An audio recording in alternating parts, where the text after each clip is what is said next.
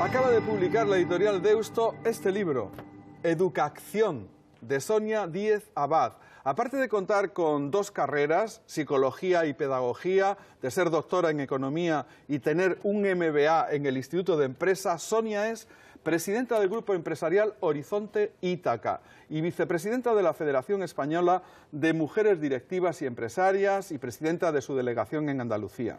¿Es tu primer libro? Es mi primer libro, Lo he escrito además entre las 3 de la mañana y las 8:30, que era cuando empezaba mi jornada laboral, así que es un libro que nació del amor. Cuando te dejaba la familia y la profesión, claro, tiempo, ¿no? Claro. Y cuéntanos, ¿qué te movió a escribir el libro? Pues me movieron 2 cosas. Una circunstancia personal, de enfrentarme a una enfermedad muy grave que me hizo comprender que, bueno, pues que la vida te da oportunidades de elegir cómo vivir y dónde emplear tu energía y tus proyectos y qué te ilusionas y bueno, pues hacerlo. Y la otra fue el comprender que yo de alguna manera había tenido el privilegio de encarnar todos y cada uno de los roles de los agentes educativos. Soy madre, soy profesora, soy directora de centros educativos, fundadora, y he estado en suficientes mesas de negociación como para, aunque no soy política, ver los pues diferentes saber un poquito, intereses en juego, ¿no? Exactamente. Y entonces me doy cuenta de que de alguna manera unos nos culpabilizamos a otros cuando decimos que el problema de la educación está por resolver. Y claro, cuando tú lo ves en ti mismo, te das cuenta de cada uno de los miedos que afrontan estos personajes que están paralizados y que a su vez paralizan que las soluciones a la educación puedan ser posibles. Entonces el libro nace del dolor profundo al ver que no estamos haciendo nada con respecto a algo que es muy importante, que es el bienestar del niño, y que de alguna manera alguien tenía que hablar claro y alto. Y si se podía hablar con transparencia, ¿por qué no? Yo que he pasado por todos esos roles. Claro, ¿no? Que sí, porque, por ejemplo, ¿cómo es posible que los niños lleven un montón de libros y un montón de cuadernos y, por tanto, un montón de peso al colegio todos los días cuando podrían llevar simplemente una tableta, ¿no? Una tablet. O nada. O nada. Porque efectivamente estamos teniendo un sistema educativo que está basado, o sea, fue creado para un mundo que ya no existe, para la era industrial, en la que las familias eran muy grandes, en un contexto social muy pequeñito, unos pueblos muy pequeños. Entonces, la única manera que tenía uno de acceder al conocimiento era ir a la escuela, donde había un maestro al frente que nos iba abriendo con libros y con otros recursos lo que había fuera, ¿no?, de ese contexto. Y ahora el mundo es al revés. Las familias son muy pequeñitas, en muchos casos unifamiliares, muy complejas, muy diversas, y el mundo es un mundo de información en todos los extremos. Y lo que tendrían que hacer los niños es ir al colegio no a recibir más información, sino a recibir métodos, formas, competencias suficientes para gestionar esa información que reciben con espíritu crítico y para poder anticipar la solución de problemas que todavía están por venir. Es decir, para poder crear y recrearse en esa información que le es abundante a través de muchos medios. Eso necesitaría también una concienciación, aparte de los padres, ¿no?, en el profesorado, ¿no? Claro. Quizá, ¿no? Claro, en todos. Cada uno de estos agentes que están manteniendo ese statu quo, ese no cambiar esa educación que fue creada para un mundo que ya no está, va a tener necesariamente que hacer una entrega de parte de su comodidad, de sus zonas de confort conquistadas, en favor de lo que realmente importa, que es el niño. Entonces, los profesores también son una parte muy importante. Hay que partir de comprender sus miedos y comprender sus necesidades y sus limitaciones, pero efectivamente todos vamos a tener que hacer esa cesión, porque te voy a decir una cosa, no hacer algo con respecto a algo que es necesario y que somos conscientes que es necesario es una forma de corrupción.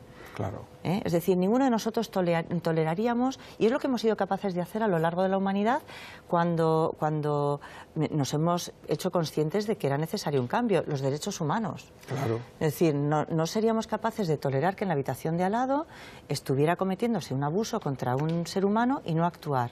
Bueno, pues los niños ahora mismo están en un sistema que abusa de ellos, ni les está garantizando su porvenir, ni realmente les está dando un bienestar, porque cada vez tenemos un incremento mayor de patologías asociadas a su bienestar. A su propia vida, ¿no? Claro. Por ejemplo, el tema este de los niños que dicen que son hiperactivos y todo eso. ¿Cómo no va a ser un niño hiperactivo si tiene que estar 7 horas sentado en una silla, ¿no? Y luego cuando llega a casa tiene otras 2 horas de trabajo para hacer los deberes, ¿no?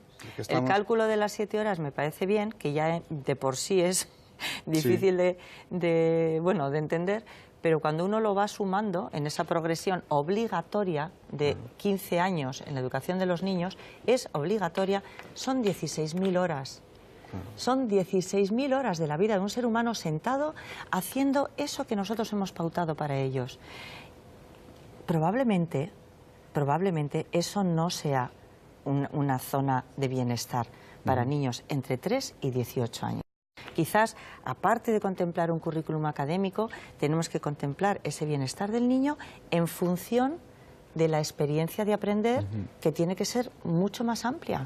Sobre todo cuando se sabe que si aprendes algo por obligación se te olvida y si lo aprendes por gusto lo recuerdas, ¿no?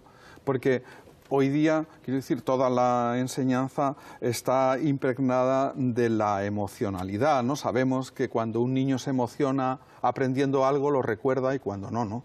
Ah, pero es que los niños y los adultos, es decir, claro. Por eso yo diferencio en el libro, diferencio mucho entre lo que es aprender y lo que es educar.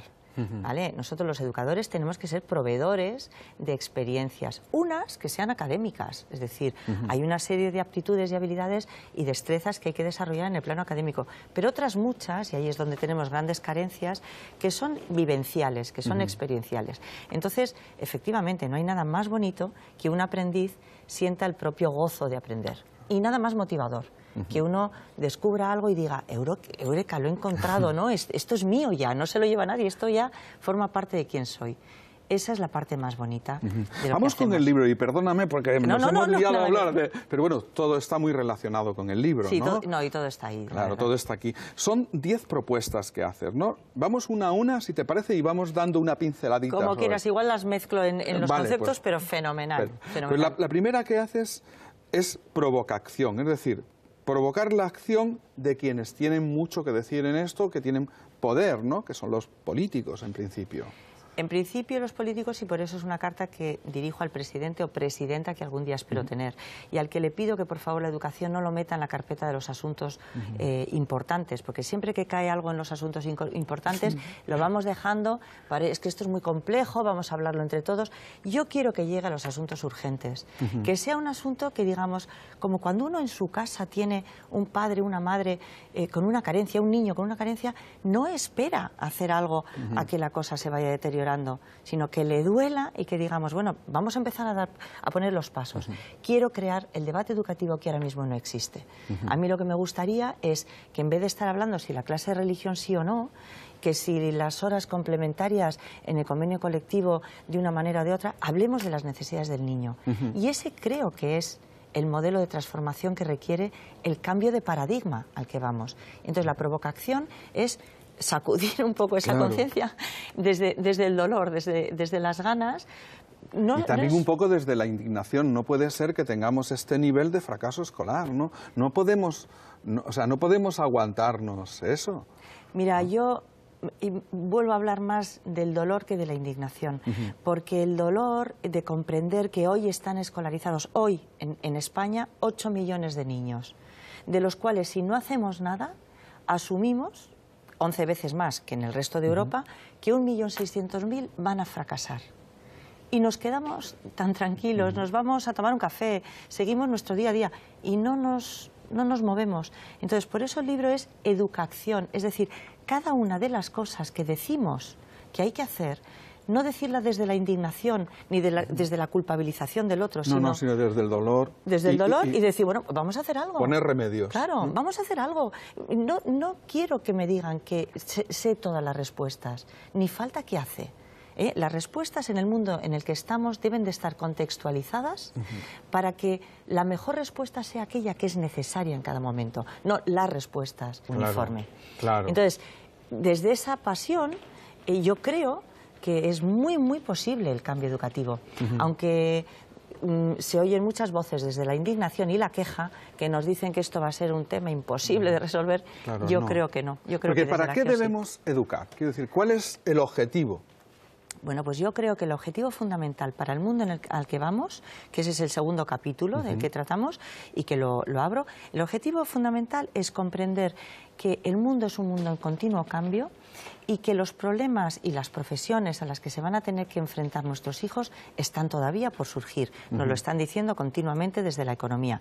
Luego, tenemos que ayudar al niño a comprender muy bien quién es él y en qué mundo vive. Y esa será la mejor garantía de que cuando lleguen todos esos problemas y esas adversidades, dificultades, él se pueda plantear de frente que es capaz de resolverlo, que tiene lo que hace falta como ser humano, aunque tenga que aprender cosas adicionales.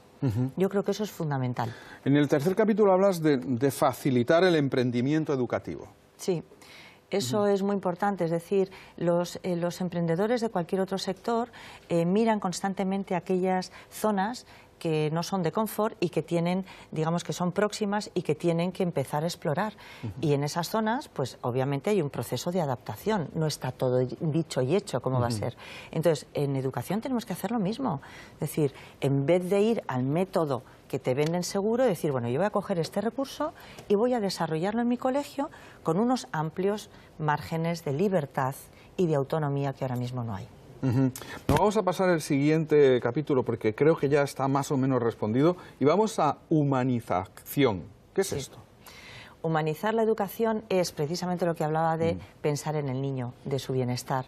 No podemos estar diciendo que estamos educando bien cuando tenemos estadísticas que avalan que el 85% de nuestros niños de secundaria, si les dieran a elegir, es decir, solo un 15% elegiría quedarse en el colegio. Los demás dirían que no siguen en el colegio. Entonces, en ningún otro sector productivo, si nuestro público dice que no quiere lo que le estamos dando, nos quedamos tan tranquilos. Y aquí... R que R. R que R. Y encima teniendo la conciencia clara de que no es buen resultado. Es decir, que al final, o sea, si todavía me dijeras, bueno, es que al final todos los niños salen para la universidad o para tal cosa, para tal otra, y son felices al final. Tienen que esforzarse, pero al final tienen un premio, ¿no? Pero es que no lo tienen, ¿no? No, entre otras cosas porque, insisto, o sea, para un mundo que no es previsible, como es el mundo para el que se crearon estos colegios, no tiene sentido hacer una secuencia durante 15 años que sea la que previsiblemente te lleve al éxito. Es decir, las secuencias hay que adaptarlas a los tiempos que corremos, y ahí estoy hablando de currículum, estoy hablando de contenido, y hay que adaptarlas también a los alumnos que tenemos, a la realidad del aula. Entonces, no es tan raro que haya una desconexión entre lo que es el mundo real y lo que los alumnos estén haciendo si nosotros seguimos haciendo nada más las cosas que veníamos haciendo hace 20 años, con algún cambio, sustancial o no, sobre todo en contenido. Sí. Y a veces a peor, ¿no? Adelantando contenidos que no pueden ser entendidos y sabiendo, como sabemos, que si tú adelantas los contenidos, lo que te garantiza es que el niño no va a llegar a comprender bien comprendido el contenido nunca en su vida.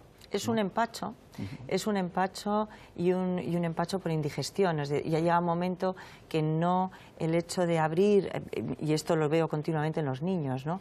El nivel de estrés, o sea, ahora ya no es que, y yo estoy de acuerdo en que tengan que aprender idiomas, pero es que además tienen que aprender robótica y además la lengua española como se venía dando hace 15 años, con lo cual algo tenemos que hacer. Hay un autor buenísimo que es David Perkins, que es un profesor de Harvard, que habla mucho de las 3 cosas que hay que eliminar de la educación, de las 3 cosas, se lo pregunta directamente a los profesores, las que hay que eliminar, las que hay que mejorar y las que hay que reducir. Y todo el mundo coincide en que hay que reducir contenido y hay que incorporar cada vez más procesos de acompañamiento del alumno en ese aprendizaje. Otra de las, por ejemplo, acciones que propugnas en el libro es ayudar a los padres a entender esta nueva realidad, ¿no? Fundamental.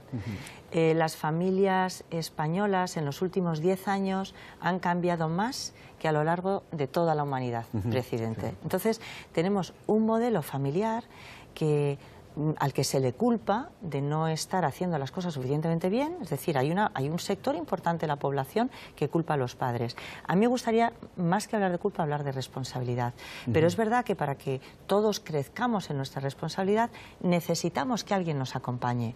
Y entonces, no podemos dar la espalda al hecho de que las familias están sometidas a un bombardeo de información también constante, a unos miedos y unos horizontes de miedos enormes, Internet, la droga, el paro, y como todos los padres y madres intentan de alguna manera proteger a sus hijos.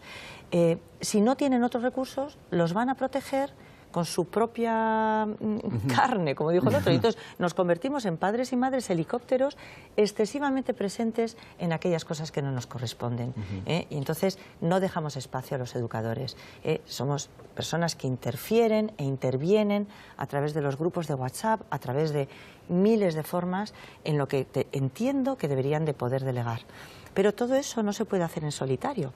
Por eso la propuesta de Educacción es una propuesta que abre las posibilidades de que todos veamos de forma empática lo que está pasando con el otro y que comprendamos que la única manera de cambiar es no hacerlo en solitario, no yo en solitario. Yo hago mi parte, Mi gota en el océano es mi libro, y luego a partir de ahí el movimiento lo tenemos que ir creando entre todos, acompañándonos. ¿Cómo te ha sentado que en el primer libro que escribas no diga José Antonio Marina, que lleva unos cuantos años escribiendo sobre pedagogía, que le habría gustado escribirlo a él? Pues me ha sentado genial. Claro. Me ha sentado... Bueno, yo a José Antonio es que le adoro, le admiro muchísimo. He leído todo lo que ha escrito. Y bueno, pues que él diga eso de mi libro, pues para mí es un espaldarazo, porque este libro nace, insisto, del amor por mi profesión y del compromiso en el momento que yo tengo una enfermedad, un cáncer de páncreas, y en el que veo que en un momento determinado pues se me puede escapar la vida entre las manos. Y entonces, para mí que José Antonio diga que lo que yo he puesto en esas 200 páginas, que además pongo, insisto, cada una con una anécdota personal para que no se haga muy pesado el ensayo, pero luego va muy bien. No lo es en absoluto, eso te lo aseguro. No, yo creo que es muy dinámico, muy inteligente. Fácil de leer y sobre todo de aplicar. Y bueno, pues que José Antonio lo diga, pues para mí es un gran regalo, un regalo más del universo. Ha sido un verdadero placer contar contigo en la aventura del saber estos minutos. Muchísimas gracias. En cuanto tengamos la más mínima excusa, volverás a estar con nosotros si quieres. Encantada.